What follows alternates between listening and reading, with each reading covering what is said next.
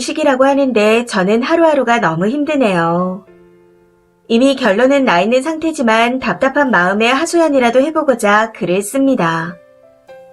우선 남편은 저희가 결혼을 하고 난 후부터 제가 퇴사하기를 강력하게 바랬습니다. 저는 제가 다니는 직장이 페이도 좋고 일도 힘들지 않았기에 계속 다니고 싶었고 출산 전까지 일하고 가능하면 복직도 하고 싶었습니다. 큰 회사는 아니지만 저한테는 너무 꿀인 회사라 남편과 이 문제로 꽤나 많이 싸웠습니다. 그런데 남편이 너무나도 강하게 원하기에 결국 제가 져주게 되었고 지난주에 퇴사를 했습니다. 저의 퇴사가 정해지고 후임을 뽑으려고 했었지만 마음에 드는 사람이 없으시다고 다른 분들이 제 일을 분담해서 진행하면서 인턴을 뽑는다고 들었었고요. 덕분에 저는 그만둔 지 일주일 만에 다시 복직을 하게 되었습니다. 후임이 없어서 정말 다행이라 생각하고 있어요. 제가 다시 회사에 복직을 하게 된 건 남편이 저를 퇴직시키고 난 후에 했던 행동들 때문이었습니다. 하나씩 나열하자면 끝도 없기에 몇 가지만 말씀드리자면 첫 번째로 집안일을 할 때마다 잔소리를 시전합니다. 반찬 투정은 기본이고 설거지하는데 기름때가 많아 정수기에서 뜨거운 물을 빼서 담가 놓았더니 뜨거운 물을 쓴다고 개난리를 치더군요. 거기다 퇴사 후 매일 집에만 있으니 심심해서 제 월급 모아놓았던 돈으로 컬러북을 샀는데 헛돈 쓴다고 또 개지랄.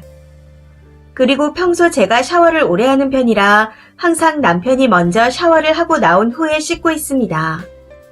뜨거운 물에 오래 몸을 담궈놓고 노곤하게 있다가 목욕을 하거나 샤워를 하는 편인데 이것 또한 물을 안 아낀다고 정말 말 그대로 개지랄이죠. 이외에도 사사건건 잔소리를 해대는데 참다 터져서 수요일에 대판 싸웠습니다. 그런데 싸우면서 하는 말이 여자가 집에 있으면 남자의 니즈에 맞춰야 한답니다. 자기네 부모님은 그렇게 했다면서요. 여기서 어이가 없는 건 시댁에 인사 갔을 때 그런 기운이 1도 없었다는 겁니다. 오히려 아버님께서 과일까지 깎아주셨는데 무슨 헛소리인가 싶더라고요. 당시 남편의 말에 너무 빡쳐서 미쳤냐며 쌍욕을 해버렸습니다. 아무리 화가 나도 욕을 하면 안 되는 게 맞지만 너무 어처구니가 없어 저도 모르게 나왔던 거였습니다. 연애 때는 이런 기미가 정말 1도 없었고 그냥 보통 남자였기에 더 기가 차서 욕이 나왔던 것 같아요.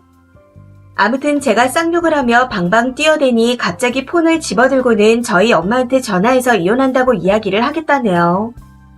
순간적으로 이거 정신병 왔나?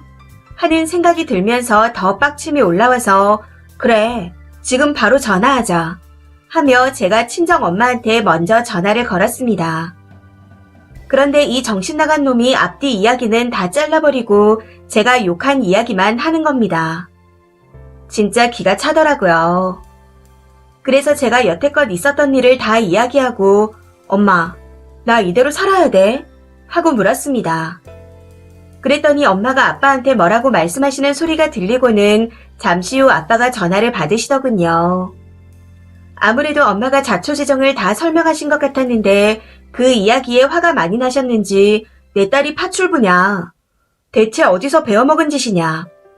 사돈댁에 내가 연락드리겠다. 갈라서라. 하시며 당장 저희 집으로 오시겠다 하셨습니다. 그런데 이런 와중에도 사태 파악이 안 됐는지 당황하면서도 꿋꿋하게 지 잘못은 하나도 없다고 하는 겁니다. 그렇게 얼마간의 시간이 흐르고 친정 아빠께서 오셨는데 덜컥 겁이 난 건지 초인종 누르는 소리가 들리자마자 작은 방으로 들어가서 문을 잠그는 찌질함을 보여주더군요. 거기에 더해 아빠가 나와보라고 하시니 없는 척까지 하는데 기가 차서 말도 안 나왔습니다. 더 있어봤자 방에서 기어나올 것 같지 않아 친정 아빠께 아빠, 정신병자랑은 상종하는 거 아니야 하고는 옷까지만 챙겨서 친정으로 왔습니다. 집에 도착한 후 부모님께서 시댁에 전화하셔서는 일 잘하는 애 설득해서 때려치우게 만들더니 파출부로 쓰냐. 내 딸이 우리 집이 그렇게 만만했냐. 그냥 이혼시키자 하고 통보하시며 시댁을 뒤집어 놓으셨습니다. 이후 저는 목요일에 사장님께 연락드려 회사에 찾아가서 다시 복직시켜줄 수 없냐며 고개 숙여 빌었었고 제 사정을 들은 사장님께서 다 이해해 주셔서 다행히 복직할 수 있었습니다. 그런데 오늘 그 정신 나간 놈한테 문자가 왔네요. 미안하다. 그냥 네가 기가 너무 세서 기싸움에서 이겨보고 싶었다. 이렇게 왔던데 그냥 싹 무시하고 법원에 언제 갈지 날짜만 말해달라 했습니다. 안 나오고 말 없으면 소송으로 간다고요. 그랬더니 한 번만 봐달라고 연락이 왔던데 그냥 씹었습니다. 아무리 생각해도 눈을 희번떡거리며 잔소리했던 게 너무 정떨어져서 같이 살 수가 없을 것 같습니다. 그리고 부모님께서도 남편이 순하고 착하다고 생각하시고 예뻐하셨는데 정신병자라고 같이 사는 걸 결사 반대하십니다. 엄마가 빨리 말해서 다행이라며 저런 놈들이 나중에 사람을 때리는 거라고 잘했다고 하시더군요.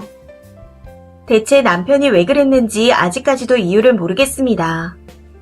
너무 생각을 많이 하다 보니 이제는 내가 뭘 잘못했나 하는 생각까지 하게 됩니다. 시댁에서 연락 왔을 때 저 지금 바빠서 신랑한테 말해주세요 하고 말했던 게 문제인 건가? 아니면 그냥 내가 예의가 없어서 시댁에서 저러라고 시켰나? 근데 시댁 어른들이 비상식적이라는 느낌을 받은 적은 없는데 하며 오만 가지 생각이 듭니다. 대체 뭐에 돌아서 저런 행동을 한 건지는 모르겠지만 저는 혼인신고를 한 지 4개월도 안 돼서 이혼녀가 됩니다. 이래서 어른들이 혼인신고 빨리 하지 마라 그러는구나. 살아보고 해도 늦지 않는다는 소리를 하는구나 하고 절실히 느끼게 되었네요. 진짜 너무 후회가 됩니다. 결혼하고 나면 변한다는 말을 듣긴 했었지만 이렇게 짧은 시간에 절이 될지는 꿈에도 몰랐습니다. 혹시 저처럼 짧은 기간 안에 180도 변하는 남편을 두신 분들 계신가요? 정말 궁금하네요. 댓글입니다. 첫 번째, 100% 옆에서 니 마누라 기 세다. 그러니까 이렇게 해라 저렇게 해라 하면서 옆구리 찌른 놈이 있을 겁니다.